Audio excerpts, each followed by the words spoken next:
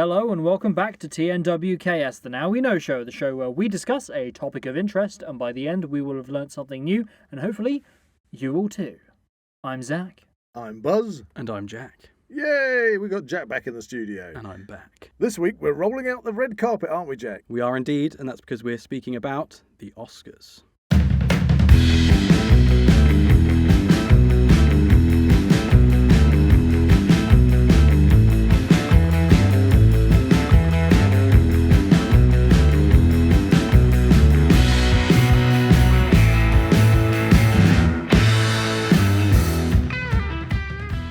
If you enjoy the Now We Know show podcast, support Zak Wylde Productions on Patreon or join our members on YouTube for early access, ad-free content and exclusive episodes. So, in this episode, we're going to be talking about the Academy Awards that happened recently. Yeah, but lots of clapping.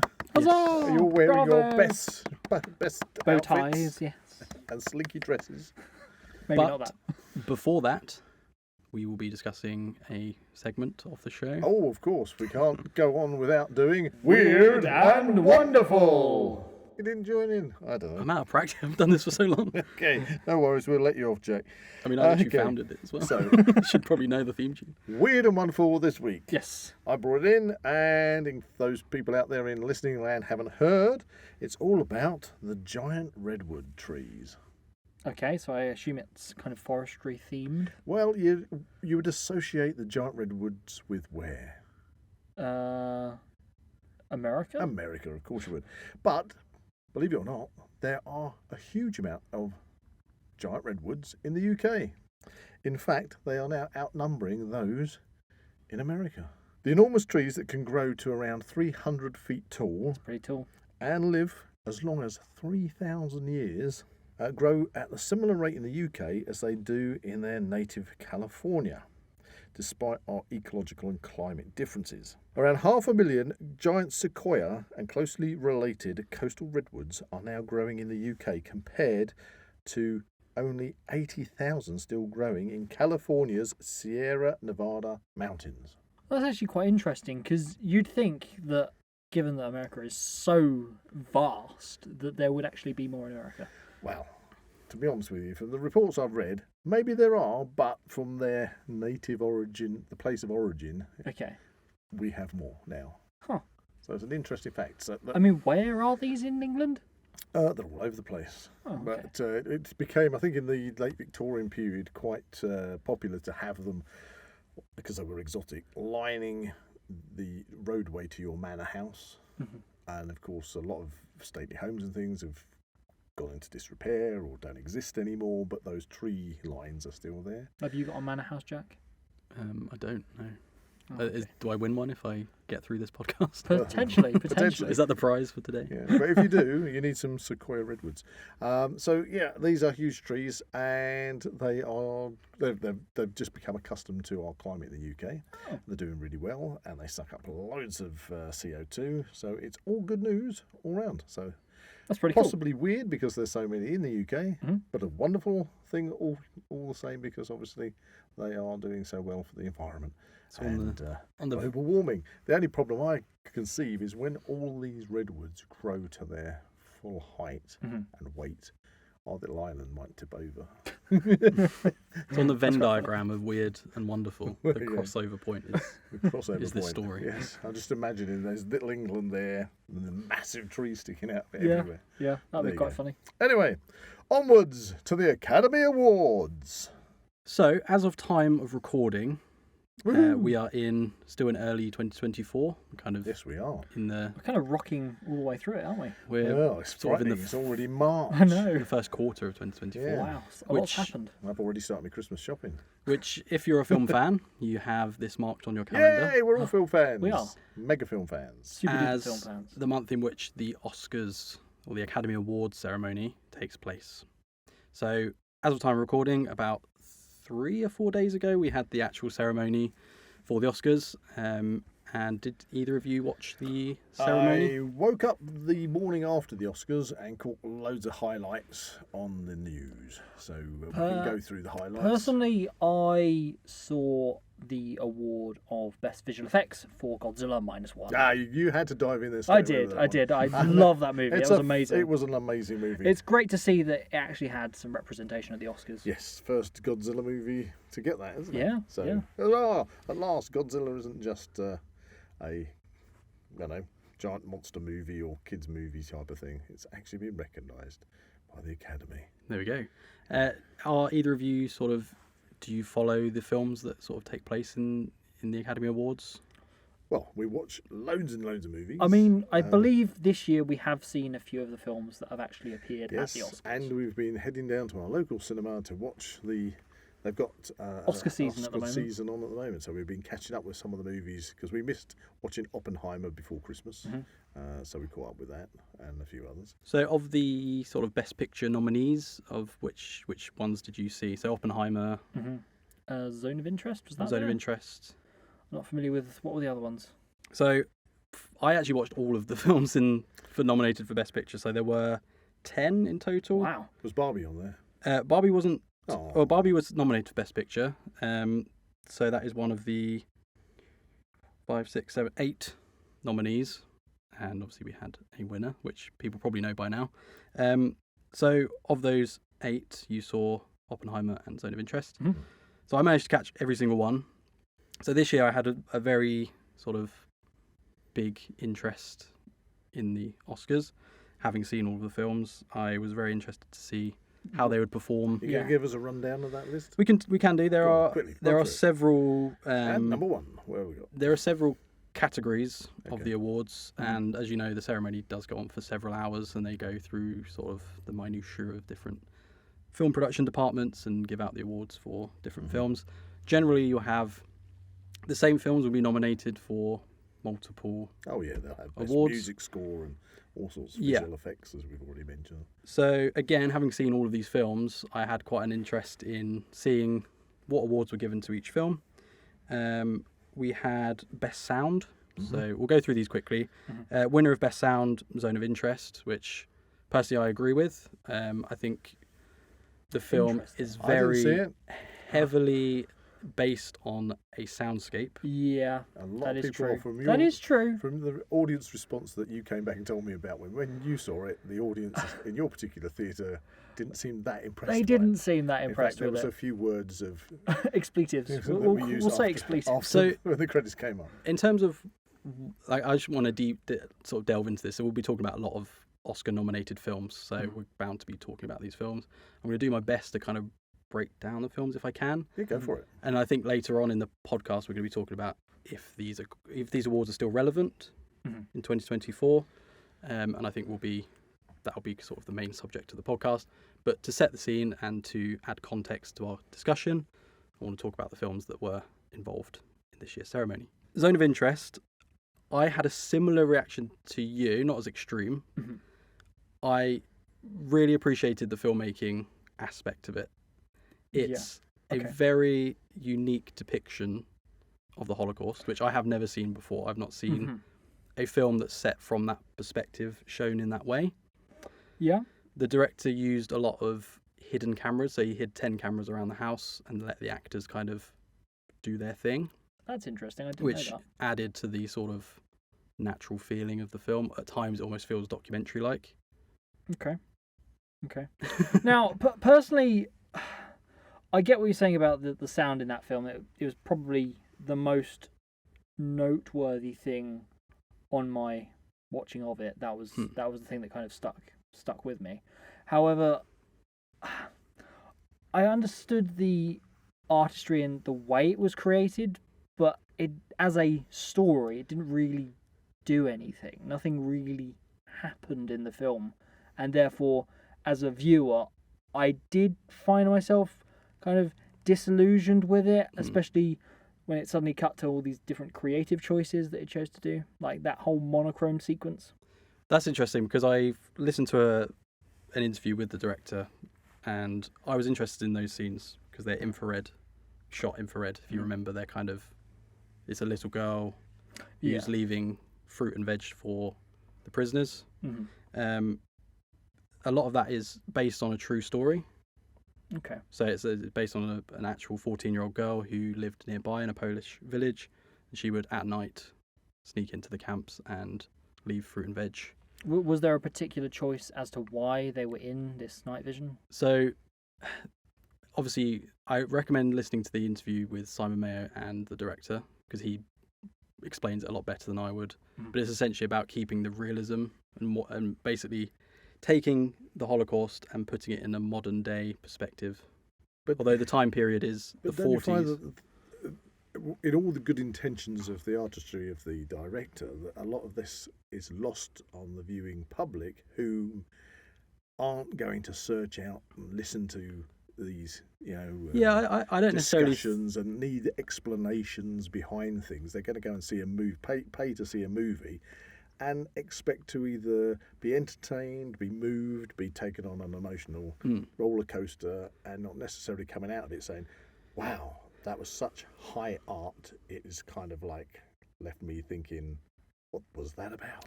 So personally, I don't necessarily think the film is made. I don't think it's necessarily made to be enjoyed from like a story perspective. No, don't get me wrong. It's because very difficult to put the term enjoy when you're dealing with the subject matter of the Holocaust. Yes. But what I'm trying to say is when you're going kind of high art, using sound, using different visual effects, that perhaps it's just because of the subject material in this instance as why it was awarded an Oscar. If it wasn't to do with the Holocaust, would the movie still hold up if it was about a completely different subject? Well, I think if you at any point change how the film is presented, you lose the impact of it being about the Holocaust. I think it's purposely filmed in a way to present the Holocaust in a way that we've not seen before, provoke conversation. It's about turning your back and, in quotations, pretending that everything is normal when there's an atrocity happening just over the fence. Okay. That's There was a statement that I heard that it was more about what it didn't show than what it did. yes, and your imagination fills in the gaps. And we, as people, we do like to sort of turn our back and be like, and pretend that over there isn't happening. And I think, I don't want to get political, but there are things happening in the world right now that we do sort of turn our back on slightly and say, well, we'll get on with what we're doing. We'll forget about what's happening over the fence. As long as our lives are safe and comfortable. But that could be an argument for a lot of things. Yes, exactly. So I don't necessarily think the film is supposed to be enjoyed, much like I think it's supposed to be powerful. It's supposed to be uncomfortable to watch. It's like, Interesting. Pepper spray is supposed to be spicy. It's supposed to hurt your eyes. Doesn't mean I want to spray pepper spray in my eyes. Okay. That's the point of it. It doesn't necessarily mean I'm going to enjoy it. Okay. So this one won the best sound. There's one best sound. Okay. Yes. Okay. And it won several others. Yeah, but I thought it was also best international movie. Wasn't it? yes, for the UK, Okay. the United Kingdom. But we will Go UK. go through. So best production design, Poor Things, which I believe is a worthy winner. I think I didn't watch that. Yeah, and I do want to go and see it, but I haven't got to it. I had heard that it was essentially a remake of Frankenhooker. I'm not sure of the validity of that. Well, it's interesting you make that comparison because it's also very similar to Barbie in its plot. Okay. We have essentially in Poor Things, we have a creation of a woman with a baby's brain, Okay. and she is discovering our world, in quotations. It's a very eccentric looking world. She's exploring things like food, travel, politics, sex, all of these things. She's exploring with the mind of a child. So we're seeing it from her perspective. We're seeing the obscurities in these things and some of the sort of ridiculous things that come out of society. So we're seeing that through her eyes. Very similar to what Barbie is doing, just with a very different context. Obviously, she's a plastic doll that's come to life and in the real world. We were going to talk about production design. I was genuinely blown away by the production design for Poor Things. It has Didn't it get best costume or something? yeah. Well, I mean, we're going into the films into depth, but we'll go through the categories and who won and whatever. But it has a kind of steampunk kind of vibe. It has like a fairy tale gothic vibe. That's interesting. Honestly, unlike, I can't really compare it to anything else because it is such a uniquely designed film. which I loved. There's lots of, like you say, with the Frankenstein comparisons, Mhm. there's lots of animals that are like stitched together and weird experiments from William Dafoe's character. And Interesting. Okay. That's starting to sound like Reanimator now. It sounded like Nightmare Before Christmas or The Corpse Bride or something. it's but in live action. it's that similar kind of tale of someone discovering a new world. I mean, that's quite a common plot in cinema anyway. It's a effective way of showing off your world through a character's perspective. So Yanthos Larkimos, I believe is his name, the director of Poor Things, from someone who really enjoys like cinematography and camera work. He uses a lot of these like sort of fisheye lenses a lot of the time, and it adds to that kind of weird, kind of surreal looking vibe that the whole film seems to have. So I definitely agree with best production design on that one. We'll move on to the next categories before I go into too much detail. And I should note as well, Barbie did get a nomination for best production design as well.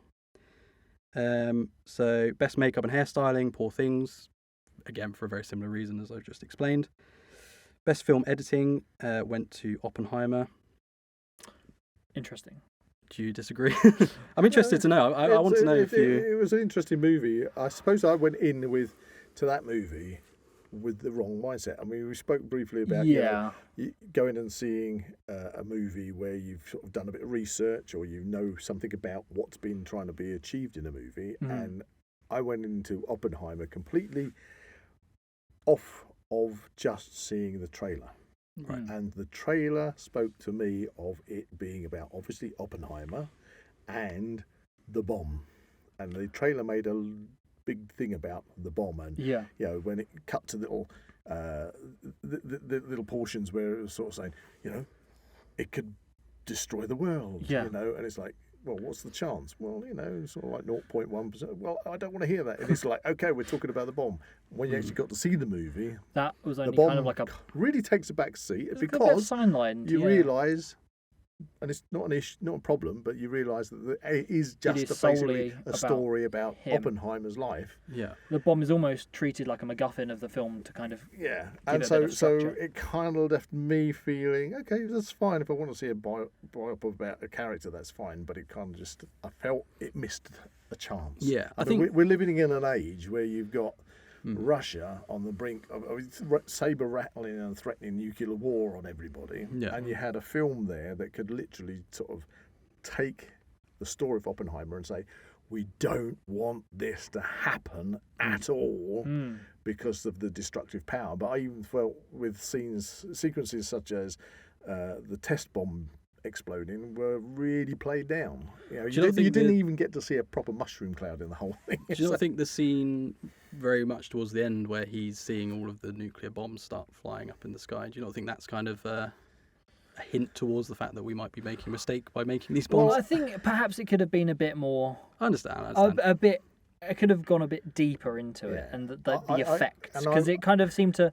You saw like an ash person on the floor and like a bit of a flaky face and a couple of flashes, but other than that, I didn't feel. I liked the science. I wanted to see more of the science behind it. I don't know. Again, the history. I don't know much about the history or who the guy was outside of Oppenheimer, the film. Really, how much of the Nagasaki and Hiroshima did he actually see? Because obviously we're experiencing this creation of the bomb through his eyes. Well, that would have been a good opportunity to. You heard the news broadcasts in the movie. But it was washed out by in my opinion, a horrible soundscape of the most horrifically high-pitched crashing noise. Spoilt it because it took away from rather than lending to that sequence of the horror of those bombs. Do you think the director's intentionally making you uncomfortable though? He did make me uncomfortable, apart from the fact I stuck my fingers in the ear and couldn't wait for it to stop. Yeah, but again, that's like piercing, uncomfortable noise. Yeah, that wasn't. But it wasn't. It didn't make me feel uncomfortable because it's nuclear war. I've lived through the threat of nuclear war, and I didn't.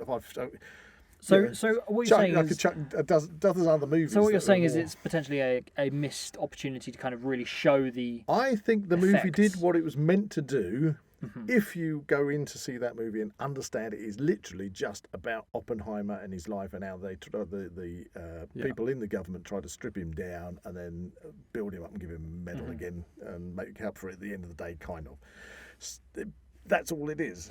Yeah. Whereas I went in there thinking I'd see more about the science of the bomb, the creation of the bomb, the threat of the bomb. But I think then in that case, the marketing, it would have been called The Bomb instead of Oppenheimer. To a certain extent, obviously, it's about no, because him. I don't think you can separate The the two. Manhattan Project. You have, Yeah, exactly. You have Oppenheimer and the bomb are intertwined equally, in my opinion. But then we go into sort of his relationship with his wife and things Yeah, like that. that So was it's With his obviously, kind of political ideals and things. so I didn't necessarily see that the naked sequence in the kangaroo court was more shocking than anything else in the movie. And I thought, I don't know why you bothered even doing this, apart from if it's meant to make his wife Emily Blunt feel uncomfortable because she's imagining him having an affair.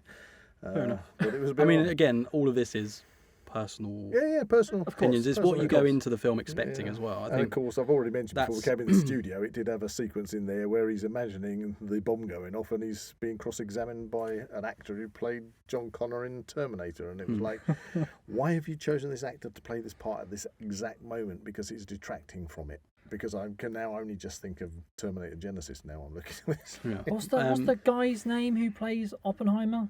Cillian Murphy. Yeah, he won Best Actor, didn't he? Yes, we'll get to that. We're going into all these films, but Well, it's a great discussion. In a It's a great discussion, discussion. like this, Yeah, we're yeah, going to be bouncing yeah. off the walls. and that was sort of when I came up with the idea for this topic for the podcast. This is kind of what I wanted. So don't get me wrong. I'm just going to finally say Oppenheimer, great movie, but not what I thought it was going to be when I went to see it. And I think that might be like a failure of marketing as well. If you say the trailer, a lot of the time trailers can mislead you. True. Show the most interesting or exciting parts of a film. And I mean, there's so many examples now where stuff that happens in the trailers doesn't actually happen in the film. Yeah. So If they'd showed it as more of a courtroom drama in the trailer, But yeah, then I potentially. wouldn't have been kind of let down. Anyway, moving on. So, best costume design, Poor Things. Again, I've spoken about how impressed I was with how visually this film came across. Best documentary, The Last Repair Shop, which I've not seen, but that is a short subject documentary, so I guess you could probably track that down quite easy if you wanted to watch it. Best cinematography went to Oppenheimer, the cinematographer being Hoyt van Hoytema, which is just a fun name It's a to fun say. name. Your favourite, Zach, best visual effects. Oh, yes. Godzilla -1. Godzilla -1. Now, Yeah. Personally, I think that was hands down the best film of 2023. It was the best film, in my opinion, because as I said to you, I like going to a cinema, watch a movie, and make my own personal decisions about it. But Yeah. I also take on board at the end of a movie what the rest of the cinema. The audience reaction. Yeah, and Oppenheimer was packed. Yeah, Zone of Interest was very packed. and Godzilla -1 was packed. Now the difference between these things is Godzilla was the only one which, when it finished, literally the whole of the audience were giving it a rousing round of applause, Yeah. and the 6 bikers that were in front of me sitting in a row were literally crying and wiping their eyes.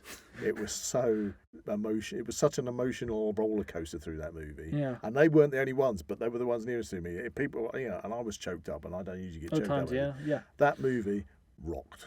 Mm. Okay, Mm. but But it was an emotional roller coaster, not that it was just like an action-packed thing. movies, as we know, as Jack always reminds us, they are an art form. Maybe some art form move people in a different way than Of course, other art yeah. forms. Exactly. And so that's why I hate that phrase.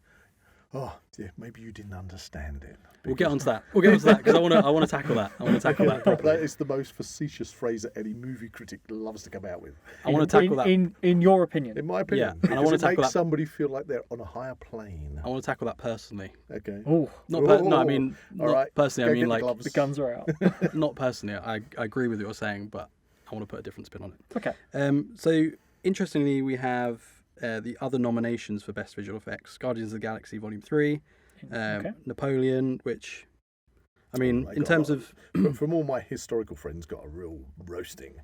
I mean, even Ridley Scott got a roasting. So, The Creator and in Mission Impossible: Dead Reckoning, which is now just Dead Reckoning, not part 1, because it didn't do very well. Best live action short film, The Wonderful Story of Henry Sugar, which I believe stars Benedict Cumberbatch. Best animated short film, War is Over, inspired by the music of John and Yoko. Best adapted screenplay, American Fiction. This is important because we have, I believe, the first black writer to win a Best Adapted Screenplay Oscar. I enjoyed American Fiction. I don't think it's necessary. It wouldn't have been my choice for Best Picture. It would have been pretty far down the list. Mm-hmm. It's a interesting film. How it basically follows a black writer who wants to be taken seriously for his writing. He, however, essentially sells out.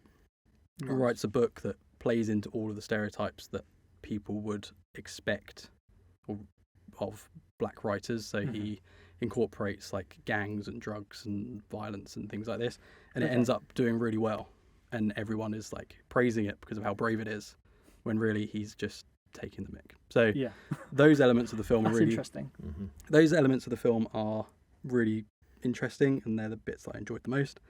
There is kind of a subplot about his family and some more family drama, which wasn't as engaging and kind of overall kind of took the film down for me personally. But again, that's just my personal opinion.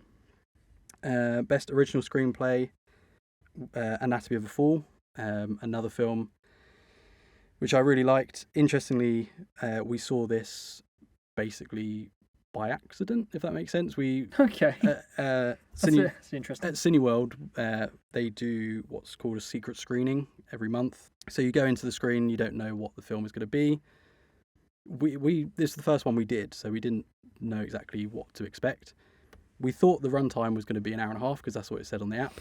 It wasn't an hour and a half; it was approaching 3 hours. Wow! And that's a jump. Yeah, and Anatomy of a Fall is a foreign language courtroom drama. So, as much as I love the film, and with subsequent viewings, I've actually enjoyed it more. That's a bit of a surprise, isn't it? Yeah, exactly. Going in to a film that's subtitled with obviously quite heavy courtroom scenes, you kind of want to prepare for that mentally. Yeah.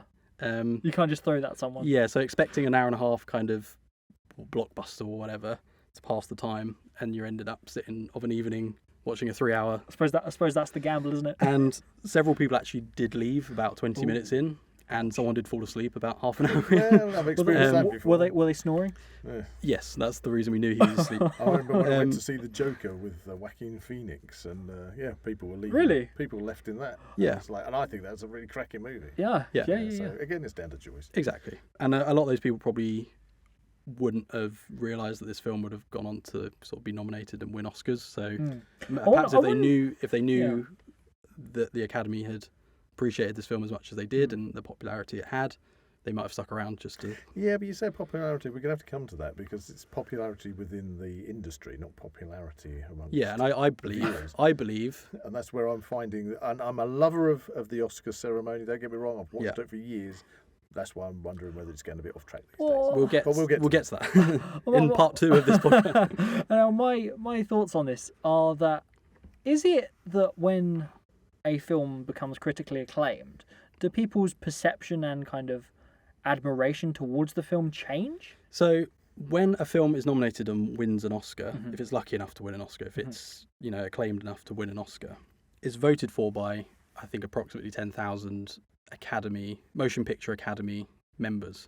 So these are people that know what they're talking about. They know... Well, they know what they like, yes, but not necessarily... Yeah, but they know... Surely you can see when a film is well written or well filmed, well shot, well designed.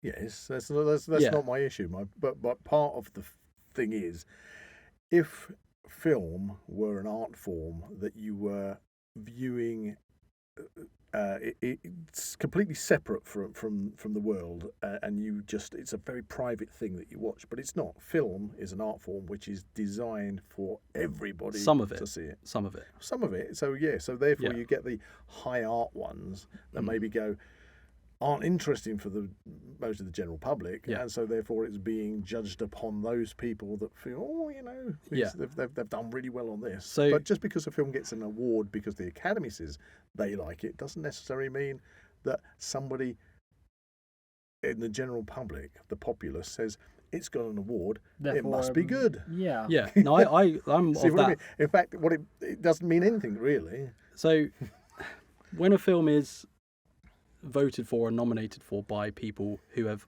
likely worked in the industry for a long amount of time, they can recognise when a film is... I know what you're saying, but again, take Barbie, for example, and I've got to say, I haven't seen Barbie, but it was such a huge success of a movie. Yet things like, I believe, with the BAFTAs, it was completely overlooked. Didn't even get anything. And that's my point. So you've got a hugely popular film that everybody loves the artistry of massively it, the way it's successful. been produced, the way it's been filmed, the way But the it's story. not a popularity contest, the Oscars. Right, so they were getting down to it. It's not a popularity contest. Yeah, it's a celebration of the films Of that the have craft. been... Yes, in the opinion it's of an Academy Award.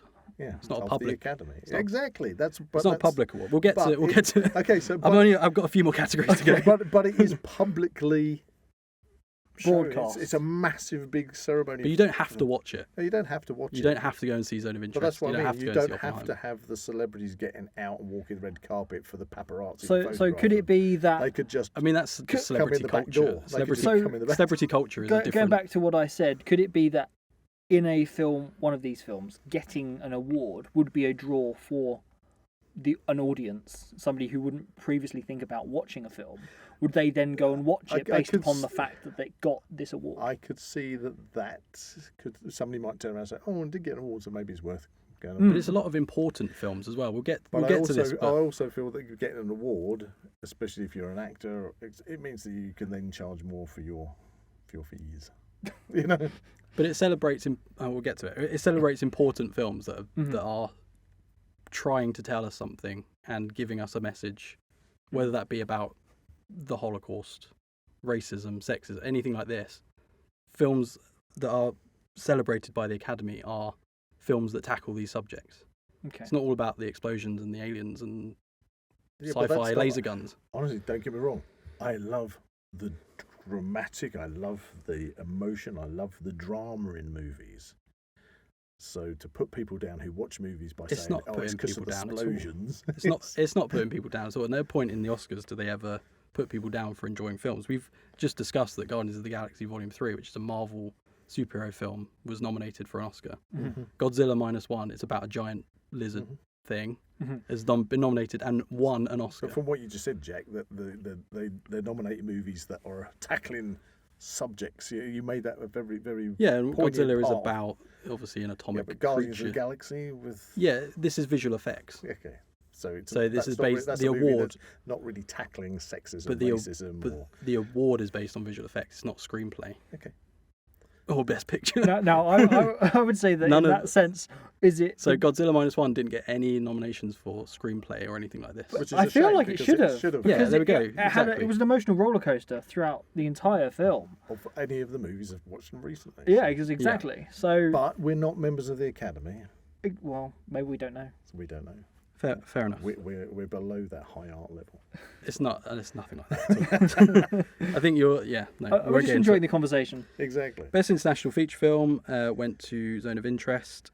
Best supporting actor Robert Downey Jr. for Oppenheimer. Yeah, and he was the best in that. Best director. Yeah. I think best director generally tends to go hand in hand with best picture. So Christopher Nolan won. Well, for I suppose. Oppenheimer. Yeah, I suppose. Yeah, kind that'd be of- a bit weird if it didn't. Really. Yeah, I don't know of any off the top of my head Instances where that the they director took has away, won yeah. best director but not best picture. So who knows? But best supporting actress Davine Joy Randolph for The Holdovers.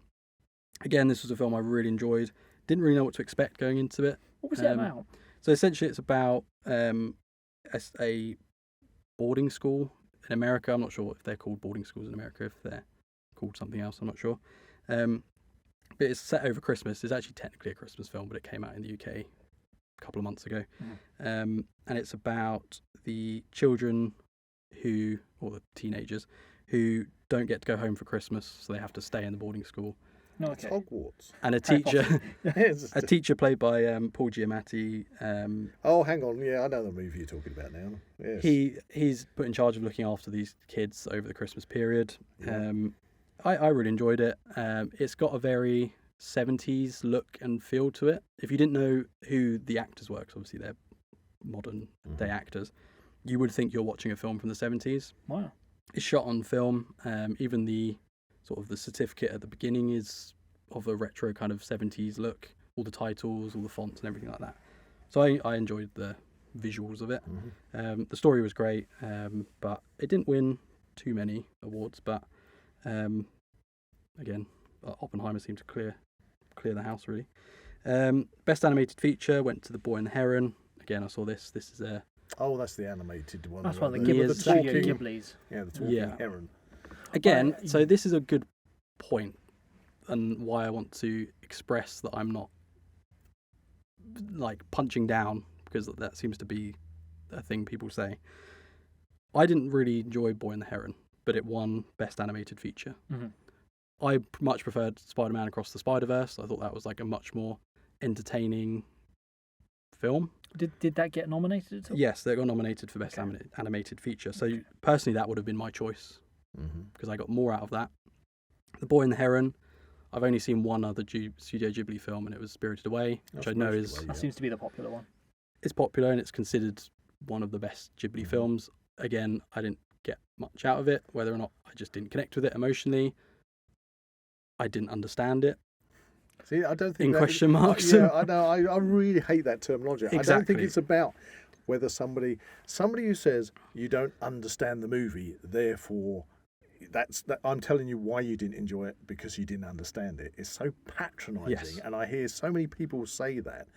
Yet, you've just had great examples of a couple of movies there that I liked. I haven't seen the Boy and the Heron. Boy and the Heron, but certainly Spirited Away. Like the movie, not the greatest thing in the world in my opinion, but it's still good fun. So ergo, one's enjoyment or what one takes away from a movie is an individual experience. So it's perfectly valid to say, I didn't like a movie, and it's completely unvalid for somebody else to say, that's because you didn't understand it, which is incredibly patronising, don't you feel? Yeah, You know, I get what you mean. It's just because you didn't like, say somebody is absolutely raving about The Boy and the Heron, Which a lot of people are. and you say, well, no, it did nothing for me. Yeah. How do you feel if somebody said, well, that's because you didn't understand it? Well, I think people... I think it's with personal reception, isn't it? Exactly. We'll do this now because it's come up a couple of times. I don't think the term understanding should be... I think it's more you just didn't get out of it what other people got out of it, or what the director intended you to get out of it, which is perfectly normal. Like, no one's ever going to enjoy... No. I completely agree. There's not a with you film on where this. every single person on the planet is going to enjoy it and get the same thing out of it. Some people will get absolutely nothing out of it. Some people might enjoy a couple of scenes. Some people might absolutely love it. I mean, I can chuck into the mix here an example, whether this is valid or not, but I do like a good horror movie. Horror movies, I don't know, do they ever get nominated? It's not been a great year for horror. but horror movies are an example in the sense that we watched a horror movie, I've seen it before, called The Conjuring, and we watched it with somebody who hadn't seen it the other day. And I remember watching that movie for the first time, and I watched it and it was like, yeah, that was all right. Watched it the second time, it was all right. But the person that was with us screamed all the way through it and were saying their heart rate was up and they felt sick. As an observer, being as part of that kind of small group of people watching it, it was very interesting to see. That was really interesting, the response. So what I'm saying is, there is a movie, now, forget the subject matter, it's horror, but it invokes such terror in one person, and I can sit there and go, I'm watching this, did they do the jump scares nice? Was the makeup good? Were the visual effects, were the way they put the scenes together, were they good? Yeah, but I'm not jumping out my seat screaming or anything. So this is really what I'm trying to say. Whatever the movie is, it's that appreciation, isn't it? It's the individual is going to take from that movie. It's going to touch them in its own individual way. And you can say exactly what you've just said, but replace cinema with any other art form. Oh yeah, if you're standing in the Louvre gallery looking at the Mona Lisa, you might look at the Mona Lisa and say, she's got a bit of a sour face, old trout. And somebody else, well, what a beautiful woman. What's the mystery behind this woman? I want to imagine the day she was sitting there having that portrait Well, taken. gotta What was try her and- life, you know? And see- somebody else you would be gotta going, oh, well, it's a bit smaller than I thought it'd be. Yeah. You know? Yeah. Just got to wipe the soup away first. Yeah. Do you remember that when that happened? Has it got an X behind it? You That know? was crazy. You know? Oh, fake. Yeah, no. Doctor Who reference. Yeah. We'll get one in. City of Death. Yeah, so again, so when it comes to these movies, all over, it's an art form. So Yes. Is there a right answer to this question? No, there isn't. But again, it's it's always voted. going to go back and forth. What I'm saying is, with the Academy Awards, this celebrates the Academy and the work that goes into these films. So it's voted for by people within the Academy. I understand that. Within and for them. There are thousands of film festivals all around the world that celebrate true, things like horror true. and science fiction. I agree. It doesn't necessarily have the popularity Of the Oscars. of the Oscars. It's not necessarily televised around the world, but there are festivals and celebrations of films of every genre from every country. So, in that sense, what is it about the Oscars that makes it so popular? It's Hollywood. Well, Hollywood is Hollywood huge. endorsements. It's a huge industry with a lot of money. Yeah. The best money, the best people in the industry go into making these films. So naturally, you put the best product in circulation, it will come out, it will rise to the top. But That's what the Academy Awards- That's why I feel I've watched the Oscars for many, many years. Obviously, because I'm that much more older than you, and I used to really love it, and I just don't feel it has that kind of epic. The Oscars. It certainly feels the like- Oscars are going to come on, and we'll have an Oscar night and sit down and get the munchies in. And I all that. suppose that and it's kind of lost its Television-wise, appeal. that's equatable for like Eurovision. People get really like. It's more about what the people on the red It's more about the carpet are show. wearing. It's more about the show than what it's Yeah. about. If that makes Yeah. sense. It's interesting. Is somebody going to slap somebody around the face this year? You know. It's interesting to yeah. note that this year's Oscars had the highest viewing figures from the last 4 years. That since is lockdown. interesting. So That in is terms really of, interesting. if you're talking about relevance and if it's still relevant, I'm Mhm. of the agreement that it is very much still relevant. I'm going to quickly go through these last couple of go. categories. Sorry, we're having Absolutely. a great conversation. And then we can- here, yeah. aren't I'm and loving the. And then we back can go forth. full on into the is it still relevant conversation. Best Actress, Emma Stone for Poor Things. Again, I've explained. Oppenheimer won Best Picture, which everyone knows now. And Cillian Murphy won Best Actor for Oppenheimer. So, we've rambled on. I've tried my best. I'm not a professional film critic, I should mention. These are just my We can work on it, it's preferred fine. readings of these films. I had high investment in this Oscars season, having seen all the films. So I was interested when you proposed the idea of, are the Academy Awards still relevant? I find they've kind of been overshadowed with the paparazzi and the maybe it's social media that takes the shine off it. You know, Potentially. perhaps that's where I'm coming from. Perhaps it was a case that when the Oscars were on, and if the Oscars were going to be broadcast on terrestrial TV, that it was an event that you said to your mates, "Oh, it's Oscar night." Much like a lot, if people were very much into Eurovision, they're going to say, "We're having a Eurovision party," yeah. But now, because we live in the time of social media and it's just blasted out everywhere, maybe that's why it's kind of feels as if It's just the gold on the part of the Oscar everything. has become a bit sort of Sheened, tarnished. yeah. We are also watching it from the UK, where obviously they did move it an hour earlier this year. So, I mean, it was on at about 11 o'clock at night. I mean, the thing is, if you missed it in the past, then you missed it. You would read in the newspaper, or you might see a bit on the news. But then of people course, pick now up- you just got your phone and Exactly. you can see like People Yeah. pick up their phone, scroll through TikTok and Yeah. see the highlights Yeah, say that's Oppenheimer won Best Yeah. Picture, Yeah. that's it. So, Well, carry on. in terms of an actual ceremony, I actually really enjoyed Well, it as a that's what- show. I was actually going to ask you what are your highlights from the ceremony itself. So, So there were a couple that I enjoyed. we had Ryan Gosling performing I'm Just Ken, which was Yeah. really from Were you up dancing? Where to that one, I'm- were you? working full time in the film industry. That was quite What you're Ken? He is I a was cat. at one point. Have you got Um, the pink suit? Well, I'm going to get onto this. Okay. He has got a pink suit. The, I mean, it shouldn't be a highlight, but did you see the sort of Sunset? awarding of the Best Picture? Oh no. No. So, I'll set the scene. Okay. Empty stage. Yep. We're about to announce the award of the evening. The crowning jewel of the evening is the Best Picture award. Everyone wants the Best Picture. That's what everyone's there for, to see who is going to win Best Picture for 2023.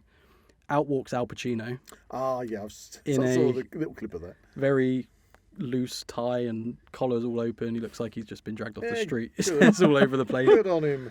A little bit sort of doesn't quite know where he is. Yep. And he has an envelope in his hand, Yep. and he says, "Oh, I'm about to award the Best Picture for the Academy Awards for 2023. I have an envelope here," and he opens the envelope and he goes, "So I see Oppenheimer," and there's just a 6-second kind of pause, and then everyone's sort of like, "Oh, okay, Oppenheimer won Best Picture," so he's supposed to obviously read the nominees. We're supposed to have the nominees for Best Picture are The Holdovers, Yeah. Poor Things, and the winner of the Best Picture Academy Award. And he just went, all I can see is Oppenheimer. And then everyone's kind of getting out their seats like, oh, okay, we won. Yay! That's quite funny. And then as the camera cuts away, you can hear him go, what happened? That was quite funny. It's like, was it, I can't remember who the guy was a few years ago who read the wrong. That's Oh, ringing a bell. Yes, So so it it was was a very Moon- embarrassing moment. That It's was. between Moonlight and La La Land. Yeah. And he read La La Land from an envelope that he was given, Yeah, they'd given him the wrong envelope. the wrong envelope. And they all went up on stage thinking they'd won the highest like, acclaim in Hold it, film. hold it. Oh, no, sorry, it's not. sorry. It's Moonlight, and then Moonlight obviously were awarded awkwardly their Yeah, Best Picture awkwardly, award. yeah. Kind of killed their moment a little bit. Oh, But why do they get Oh. these people to read the best, like the most sort of important ones? prestigious of the awards? Why do they Just had half a bottle of scotch out. Yeah. Yeah. At least- Who's had all the Jim Beam? At least give him like a co-host, like keep him on track or something. Jack Daniels has disappeared. I Where's he thought it gone? was very funny that it was Arnold Schwarzenegger and Danny DeVito awarding Godzilla. Godzilla, yeah. -1. I mean, I messaged you That's after visual I was effects. watching it, and I said, "This is a This is surreal. This is a moment. surreal It moment. was. It's having a go at Michael Keaton. yeah." Oh yeah. Which he was brilliant because he kept such a stony face in that, didn't Mm. he? And then he's going, I could see you at the governor's ball afterwards. Notice how the Flash didn't get a mention at all. I one of the things that seemed to punch up a lot of controversy, and I don't know why, was John Cena doing the costume Oh, yeah. award, Yeah. coming on stage, because if you saw the whole thing, he stuck his head round the corner and said, "No, I'm not doing it. I'm not doing Mm. it," and it was all in good humour. Yeah. And, Well- and he had a pouch on anyway, Yeah. and a bum cover, Yeah. you know, so it just in case. Yeah. When He dropped the the envelope. But the point is, what brought my attention to it was the amount of negative stuff on social media about that. So it was It's part of the- disgusting, it's part of and the how show. and it was It's part of the show. tacky and grossly, Inappropriate. you'll always get inappropriate. you'll always and it's get like, that. Yeah. why are you saying that? It was a bit of fun. It is a show and it is a performance, Yeah. and it's It was a bit of interesting fun. that I that was actually the I thought reception. that was funny. The more we pay attention to those voices, the louder they'll get. Yeah, Exactly, yeah. again, That's a maybe good that's thing, why I'm isn't it? saying maybe it's that kind of stuff that tarnishes what I used to enjoy Yeah. about it. I mean, they call them like cinema bros or something. Like there's Cinema like a bros. community now of like people who are like, this is the best film of all time because it's won an Oscar. Like Right. this is exactly what you're saying. That the issue is, this is what their whole mantra is regarding film, and they sort of gatekeep films and they say exactly things like, you don't understand, you can't appreciate the artistry that goes into this film. So again, that's a community of people who are toxic and believe that and want to punch down on people, but we're not here to do that. And No, they shouldn't. not. We shouldn't let those people do that because everyone can enjoy films for what they are. Exactly. Whether or not you Um, like something, you dislike Exactly, something, and that's that's- up to you. That's the whole point of the discussion tonight on the Now We Know show. Is the fact is that we can air our views and turn it into just this wonderful discussion. But so, back the, to- so the listeners out there are probably like, going, I don't agree with you. Yeah. On this John Cena thing, Yep. I think it was in the 70s there was an actual streaker. There was a streaker. Yeah, so that's kind of why he did it. He stroked. Was it John he Cena? stroked, No, I'm he joking. Excuse me. stroked. That was a he different stroked- version. Yeah, that was the adult version. He streaked behind. The name was there. Very famous English actor. I know. David Niven. That's David it. Niven, yeah, Yeah. that was the one. David Niven. And that was fun. But it was funny. It was funny. So I quite like the fact they did that. But there you go. Any other highlights? So, I mean, we've covered most of the talking points. Yeah. Really. Yeah. But as a ceremony, I really enjoyed it. Obviously, as someone who had seen 90% of the films that were nominated, I just quite enjoyed seeing the actors get appreciated for what they did, and as someone who works full time in the film industry, I see the work that goes into these films, and I think Academy Awards are a very good goal to set for people in the industry. If you can reach a point where you're creating art that is recognised by the Academy, even if you get a nominee, that's a pretty big honour. So you can see obviously how much it means to some of these actors and actresses who win Oscars, because it is, we all grow up, well, I can speak from my personal opinion, growing up watching people get awarded for their creativity. That's something I'm very proud of, that I have, is creativity. So if I am recognised and I can be awarded in some way or appreciated for my creativity, then obviously that's a huge honour. Oh, yeah. So you can see why people do. I'm going to be a little bit gravitate controversial here, maybe not, I don't know. But another thing that's just come to my mind is that they, with a lot of award ceremonies, not just with the Academy Awards, but an awful lot over the past few years, they've put that word in, diversity and inclusivity. And so when you've had these lists come up, which I dare say people who are making the decisions haven't necessarily, they've been, or we like this picture for best picture, or we like this thing for best actor, or we like this thing if it's a music one, the best song. And then they end up with 6 nominees, which are all male. And suddenly, no, we can't have that. Yeah. We can't have that.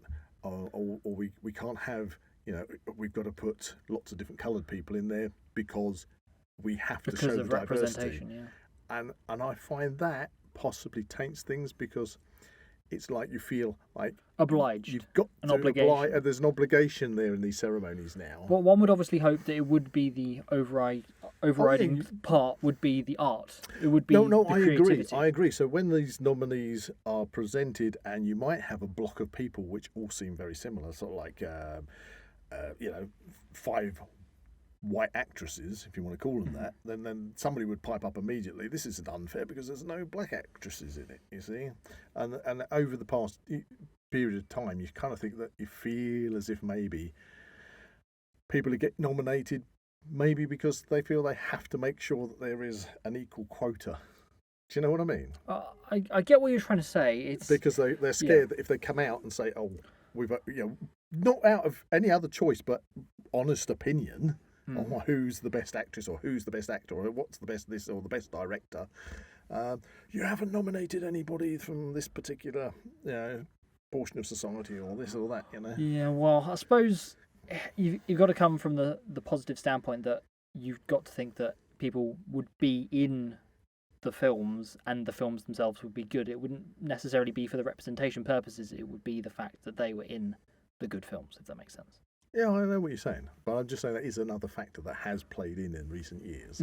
Yeah, there has been a lot of criticism saying probably more things in the so past haven't been probably as more so in diverse. the music ones.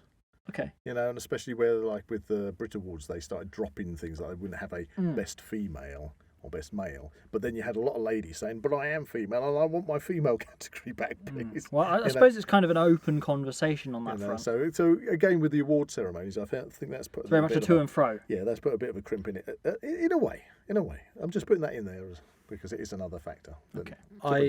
I don't want to get involved in that conversation, but I do think He's worried about his job. But I do think it is important to. I mean, you've talked about diversity. I think representation is very important. So I think seeing people of colour win awards for younger people, seeing that they can say, "Well, I can do that too." It kind of gives everyone. This is a very political conversation that I don't really want to delve too far into. Yeah.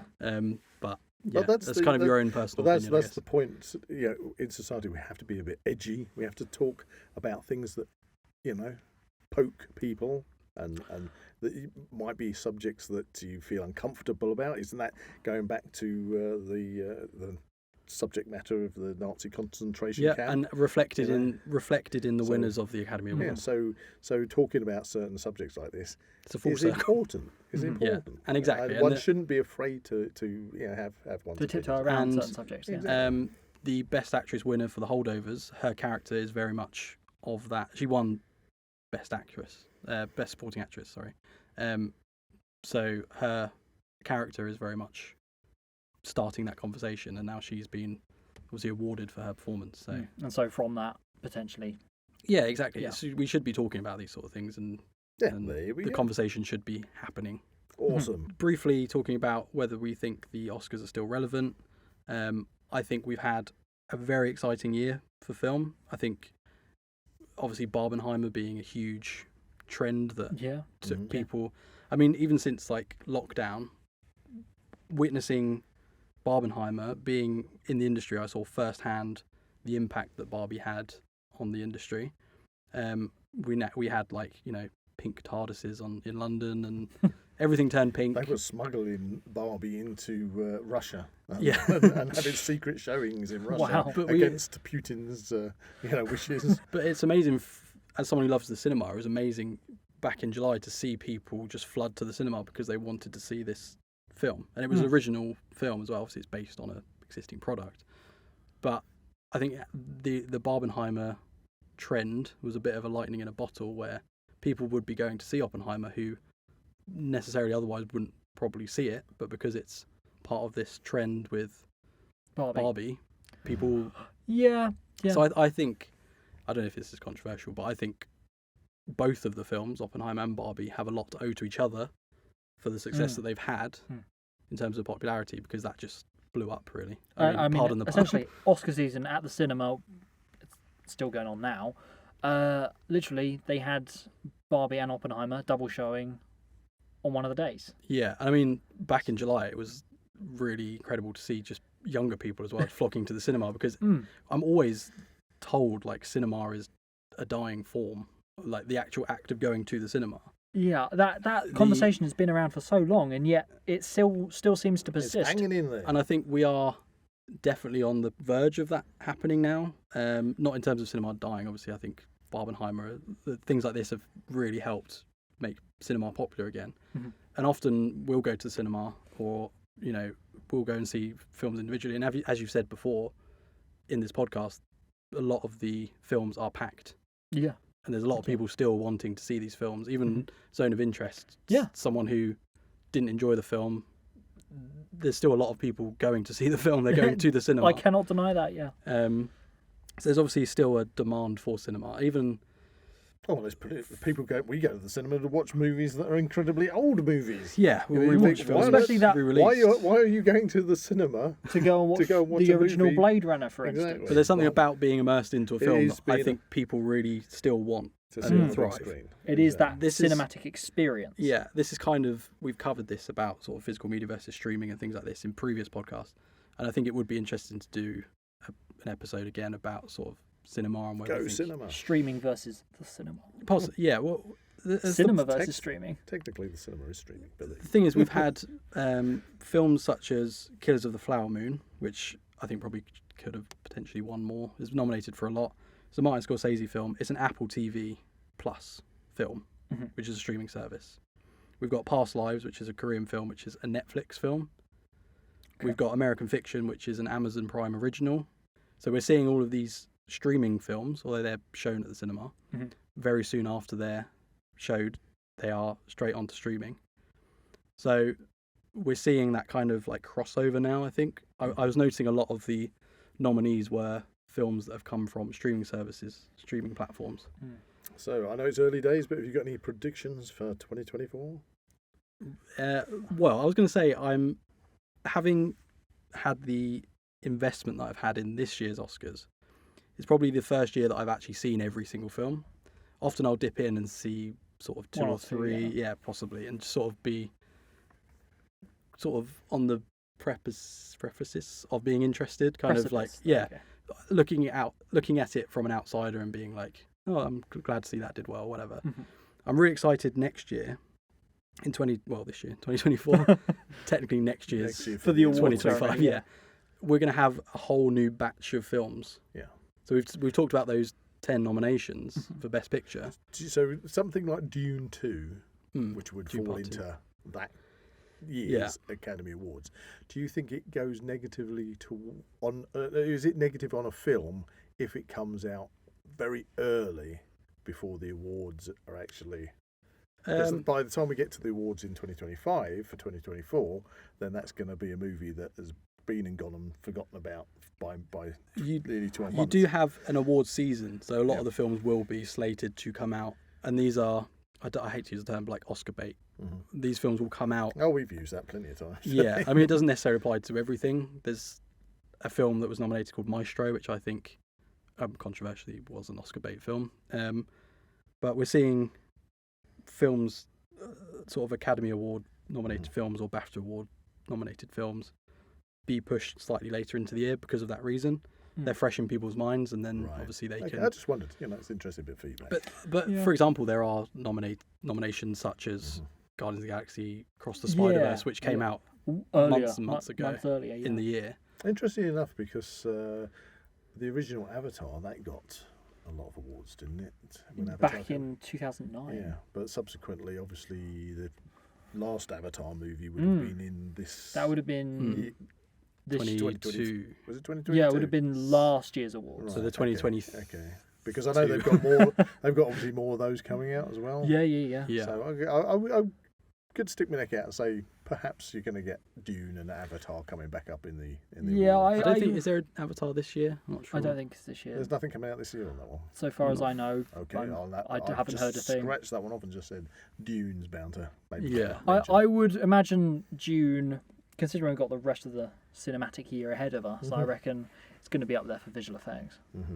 Visual effects, yeah. Cinematography, even, I would argue. I definitely want to watch that film again. But even, I mean, I guess it could fall under adapted screenplay because it's a book. True. So true, yeah. We shall see. There we go. But my point was your question about what I'm excited for 2024. Oh, yes. It's just having that fresh batch of films that I have no idea what they are, what they could be about, but it's exciting to know that they're on the horizon. in a year's time, when we could potentially be doing a 2025. We shall be coming back and doing exactly that, I think. Yeah. We'll have a whole new fresh batch of films which we wouldn't have even considered at this point in the year. So for me, that's what I would exciting. be interested about is, as we approach that, if it was possible, because you said you watched pretty much all of the nominees for this year. Yeah. It would be interesting if we could all go and do the same for next year. Yeah. And that way we can see how each of our reactions to a movie are actually at that movie. That would be very interesting. So again, I think it's like we've covered, but I think it is a matter of what you want to get out of a film. Yeah, and I think often like people do want to be purely entertained and want to kind of just have fun. Or is somebody looking for that kind of more deep Yeah, experience? and I see film as a very powerful form of art where it can teach me something or it can make me feel a certain way, not necessarily entertained if I'm bored, but I've got a message that you can then think about. Yeah, I enjoy the craftsmanship of how that film has given me that message or told me that. It's got so many kind of different ways you can look at it. Yeah. That it can really have that kind of effect on you. Yeah, and that's what excites me about film is that you can have an incredible screenplay which has all of those messages in or whatever, but rubbish cinematography or whatever, like the rest of it can let it down, but you can succeed at one thing. So I think getting all of those ingredients right will get you best picture. Heard it here first. I agree. Well, there we go. What a fantastic trip through the Oscar red season. Carpet Oscar season. Yes. Thank you. There's a lot of information to try and... Thank you for leading us through that, Jack. It certainly opened a lot of conversations, and hopefully we'll get a lot of good feedback on this episode. Or we'll be shot down for our opinion. Well, that's the whole internet. point. That's the point, isn't it? That's opening those conversations. Exactly, yeah. If you enjoyed this episode, please like and subscribe to this channel and comment below any suggestions of topics or activities you'd like to listen to in future episodes. That's a big red carpet goodbye from Zak. That's a big thank you for this award. And I just want to say, Mum, I couldn't have done it without you. Goodbye from Buzz. And that's a big I see Oppenheimer. Goodbye from Jack. Goodbye. Love it. You can find the Now We Know Show podcast on YouTube, Spotify, Amazon Music, and Apple Podcasts. Keep up to date with everything ZWP on Facebook and Instagram, or visit the Zak Wylde Productions website at www.zakwyldeproductions.com. And remember to join us on Patreon or become a YouTube member for early access content and exclusive episodes.